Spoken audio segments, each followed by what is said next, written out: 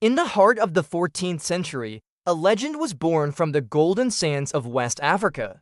A story of a man so colossally wealthy that his generosity alone shattered the economies of entire nations.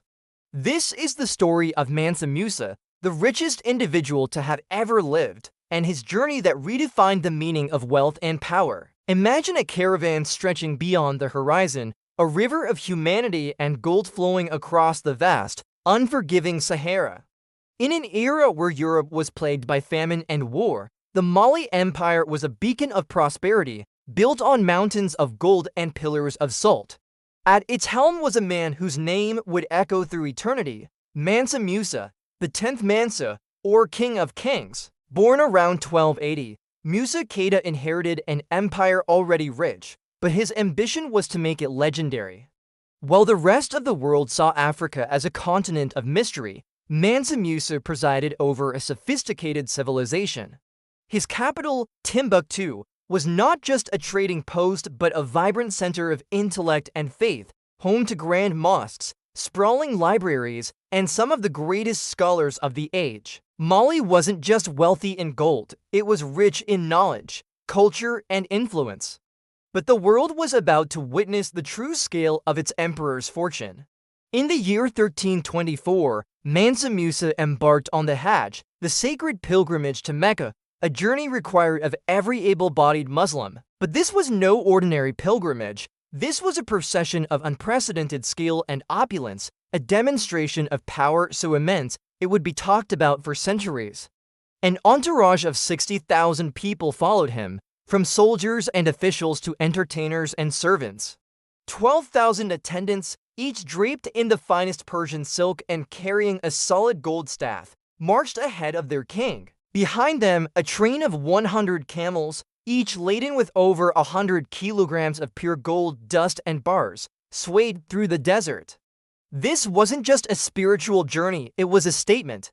As the caravan moved, it was a traveling city of gold, a spectacle that left onlookers from every village and town utterly breathless. Word of his coming spread like wildfire, a whisper of a golden king from the south who seemed to command the very earth to yield its treasures. As his magnificent procession entered the bustling metropolises of North Africa and the Middle East, such as Cairo, the true impact of his wealth was unleashed. Mansa Musa was a devout and generous ruler. Every Friday, he was said to have ordered the construction of a new mosque in the town he was visiting. He showered the poor with handfuls of gold. He bestowed lavish gifts upon dignitaries and flooded the local markets, buying souvenirs and goods at exorbitant prices, never haggling, always paying in pure gold. His intentions were noble, but the economic consequences were catastrophic. In cities like Cairo, Medina, and Mecca, the sudden, massive influx of gold completely devalued the precious metal. Imagine a marketplace where gold, the very standard of wealth, suddenly becomes as common as stone. Prices for everyday goods soared as the local currency was rendered worthless. A decade of rampant inflation followed, throwing regional economies into chaos. Merchants were ruined, savings were wiped out, and the financial stability that had taken generations to build was shattered in a matter of months. Mansa Musa had inadvertently broken the economy simply by being too generous. Upon his return journey, news of the economic devastation his generosity had caused reached him. A lesser man might have ignored it, but Mansa Musa felt a sense of responsibility. In an unprecedented act of economic intervention, he attempted to repair the damage he had caused.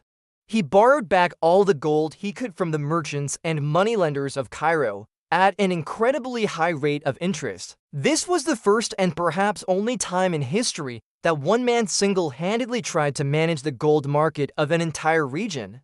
His actions helped to stabilize the price of gold, but the memory of the crisis he created would linger for over a decade.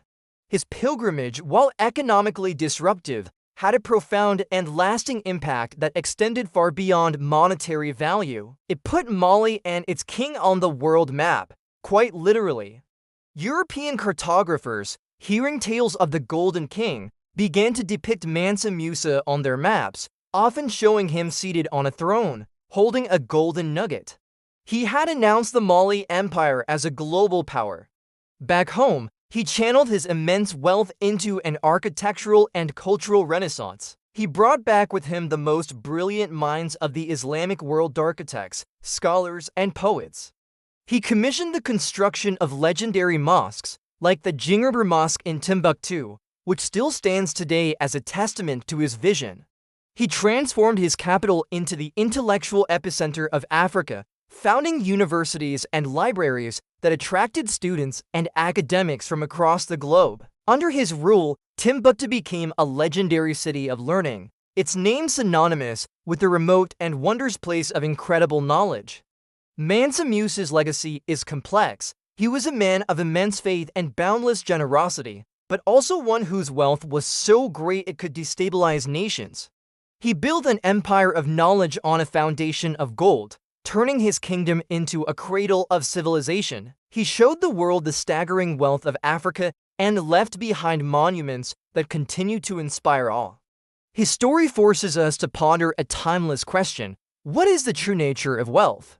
Is it in the gold you possess or the knowledge you cultivate? Is it in the power you wield or the legacy you leave behind for future generations? As we look at the world today, with its new titans of industry and technology, we are left to wonder, what would happen if someone this rich existed today? Could our modern, interconnected economy withstand the generosity of a single individual? The tale of Mansa Musa is more than just a historical account. It is a timeless lesson in power, responsibility, and the enduring quest for a legacy that transcends gold. Thank you for joining us on this journey through history. If you enjoyed this story, don't forget to subscribe and join us for more untold tales from our world's incredible past.